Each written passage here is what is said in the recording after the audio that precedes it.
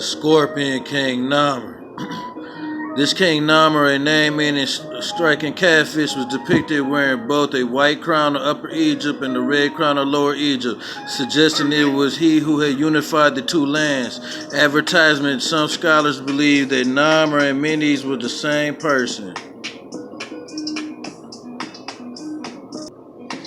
Is the Scorpion King a real legend? His name is Striking Scorpion. He is more than a Hollywood action hero. He is real. He is one of the founding pharaohs of ancient Egypt. The evidence is forcing scholars to rewrite history, establishing a whole new dynasty of Egyptian kings, Dynasty Zero. They trying to make a whole new dynasty, family, see? Pre-dynastic. They trying to come up with a Dynasty Zero. Scorpion the Second, family. See, Scorpion the Second. Scorpion the Second, ancient Egyptian, possibly Silk or Weiwei, also known as King Scorpion, was a ruler during the proto-dynastic period of Upper Egypt, 3200 to 3000 BC.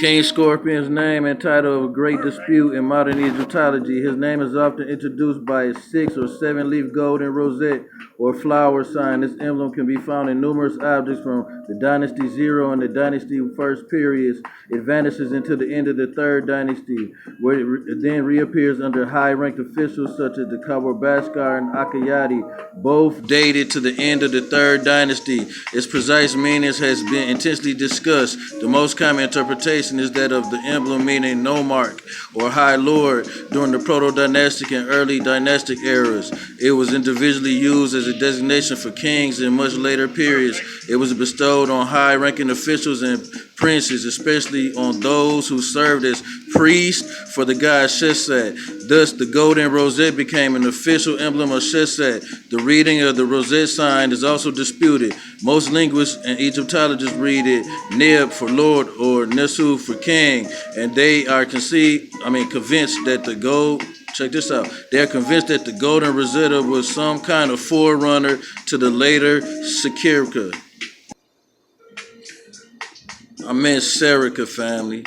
The scorpion fetish, which underlies the name of Scorpion, is generally linked to the later introduced goddess Selek. The Egyptologists and linguists such as L.D. Morris, H. Belensuis, Toby Wilkinson, and Jan Assman have pointed out that the goddess was introduced no earlier than the late Old Kingdom period. In this new view, the scorpion fetish of the proto-dynastic periods should be not associated with Selket. Morris points out that in the cases where the fetish animal is included in the ruler's name, the animal generally has a different, rather cultic or political meaning.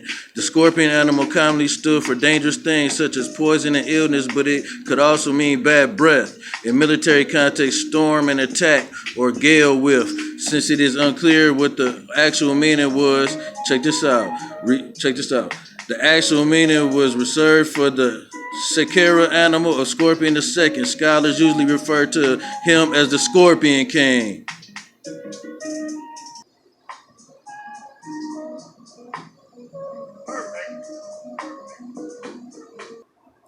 This Nama right here, family, you see the scorpion and you see the 7-leaf plant up there, but I'm going to just show y'all what the 7-leaf plant is, family, and you know where it comes from. Check it out.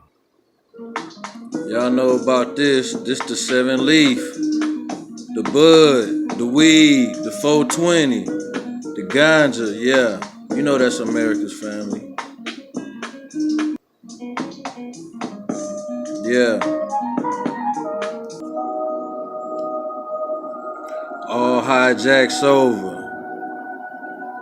Kemet, I gotta tear you down first to bring it back home to make everybody understand and overstand.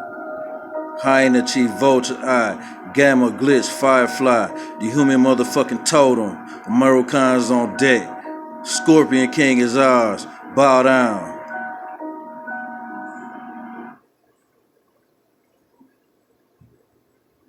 Yeah, really over with.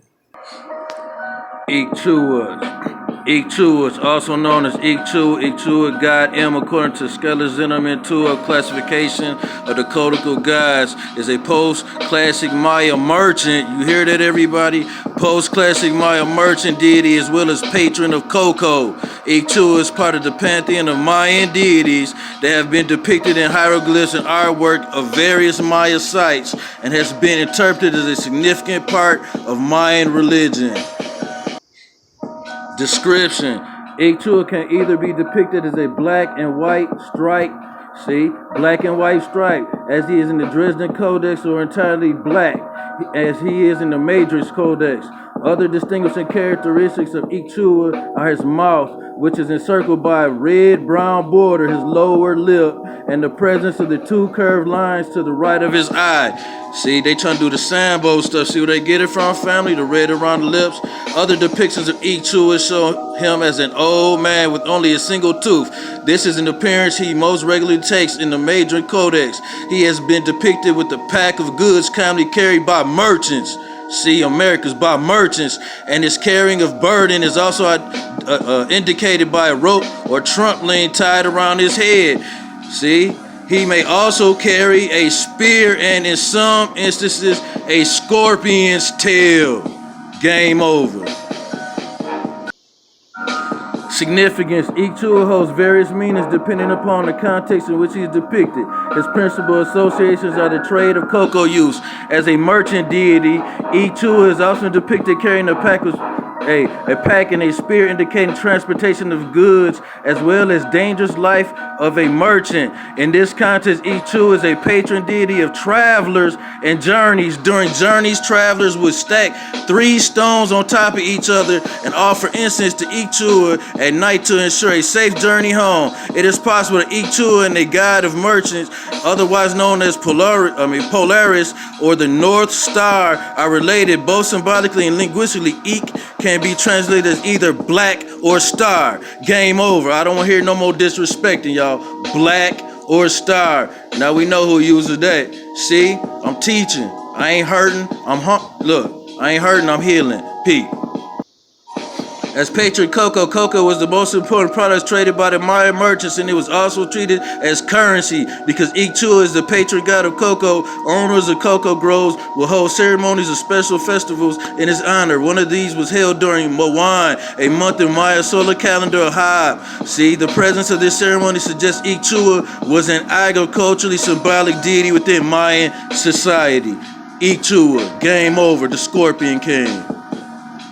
No music so you hear it. Alias is Ikchua, God M, Black Scorpion, and post-classic codices. Amarukhas. Look, game over. God M, look at us with the Scorpion tail family.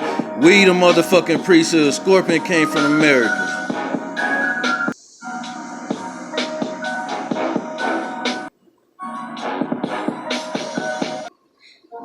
Hyena Chief, taking heads, scalping. I thought they didn't exist, family. You see that Yeti, that Bigfoot down there? We been doing this. Y'all gonna go straight to my totem.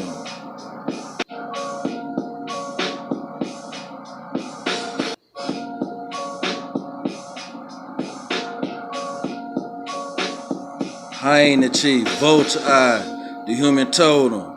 Scorpion King is Amarukhans. Game over.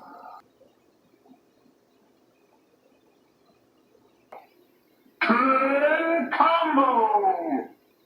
Killer combo! Ultra combo!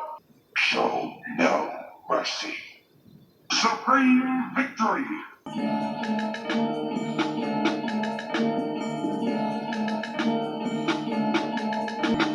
And for the record, we got another Scorpion King here too, because Nama was the second. You see the first at 2. Mayan Scorpion King. It's game over. Amarukhans on deck. Hyena Chief, y'all stand up. Show some respect.